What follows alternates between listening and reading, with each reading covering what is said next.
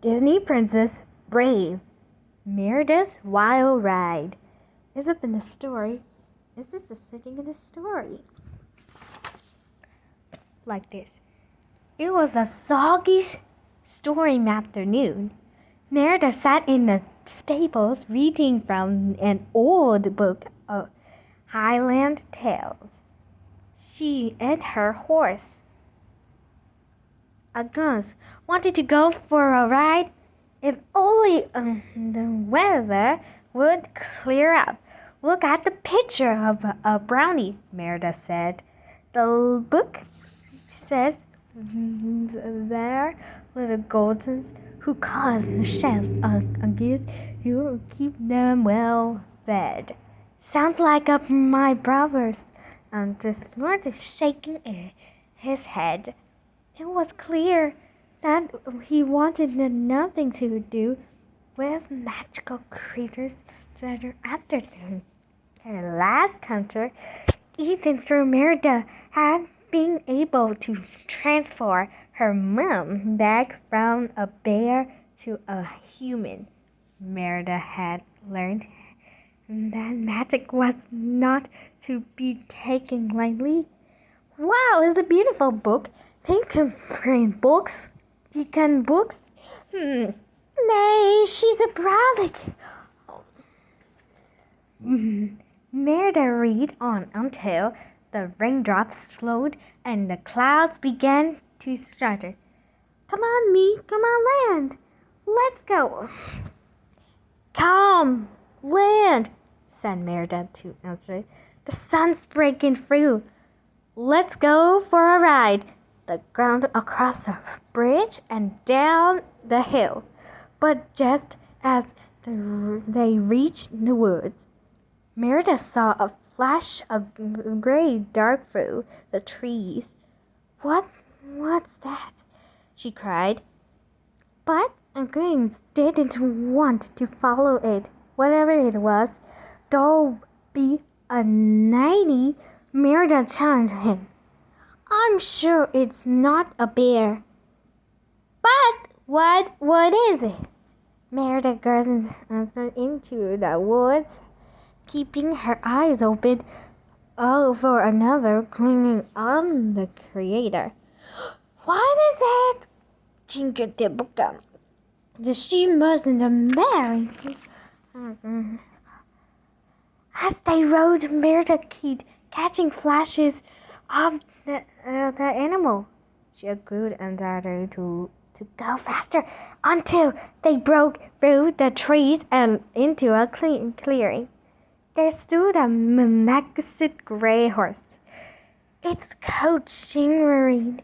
Its mane was like fine silk. Reasons with accentuating, Merida wasn't to agree. He's beautiful. What is it? He's beautiful. As she gazed, Merida added the horse with a gentle smile. Come here, I won't hurt you. Suddenly, accent blocked Merida's path. Accent, she called. Don't he jealous, lad? This horse must be lost. We need to help him. Make sure he's best safe. Merida turned to gray horse, and it was in the whip of soft whining. See, Arthur, he's friendly.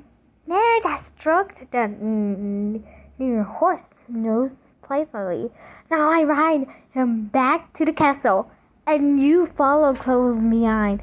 Okay, answered Merida. Had a thread and full of packs, but she decided not to use it.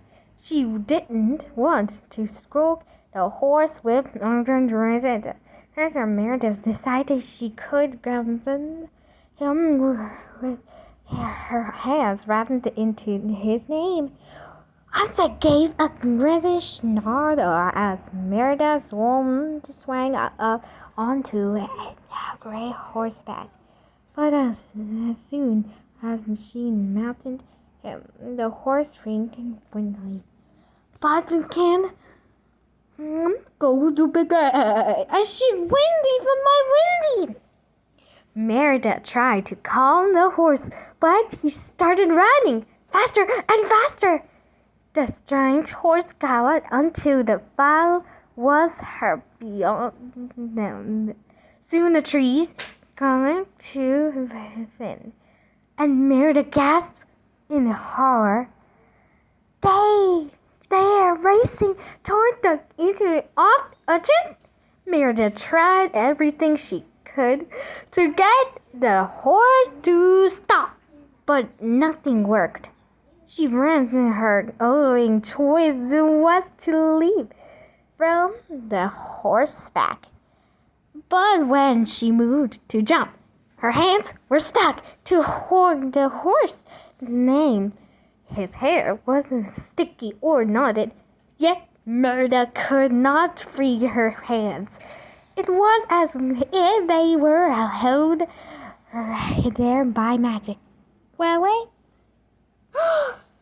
King Cocaine. I bugger hasten go. The bugger by the magical was a magic. Magic. Merida tried to slide off the side of the horse, but nothing could free her hands from his name. Stop it! From his hand! Guess what? I am a horse. She thought she wasn't out of Austin. Then suddenly, the runaway horse brushed against the trunk of a tree. Trapped rainwater fell down around Merida. Accidentally, one of her hands came loose, but Merida's other hand was still stuck. Merida did the only thing she could think of. August, she cried. Help! Merida couldn't only hope that her friend had heard her cry. She took off soon and cried. First a big cobbles again. Something began. Merida looked up at the sound of the winding. Casting up next to them. He was carrying the spear daring in his mouth. He must have pulled it from his pack to help Merida. Huxley told it ruined the air just as they were hearing the Merida cocked it was looking her free and slipped it over the horse land. As soon as the horse was sprung up, Merida's tracked hand came free. With the reins, she turned the horse away from the step drop off. Come on, let's go with the king. Oh no! She called it. Bye-bye, Kasogi. Bye-bye. I kind of knew. Now that the horse had calmed down, Merida could him to a safe path beside the sea. As they reached the shore, the horse finally slowed to a stop. Grateful, Merida jumped off. The stranger stood quietly. Merida looked in his eyes for an answer about what had happened in the wild ride. It was clear to her that there was no Merida's horse. It must be a creation of magic. Well, go ahead. What's it gonna magic? Merida removed the revolver and whispered quietly, "What are you?" But the horse did not frighten. He simply moved his head softly as if he was nothing. Often before going down the missing shoreline and into the water, Merida frowned as she watched him. As the horse raced deeper into the sea, he seemed but disappeared into fog. Merida mount and toes and returned home.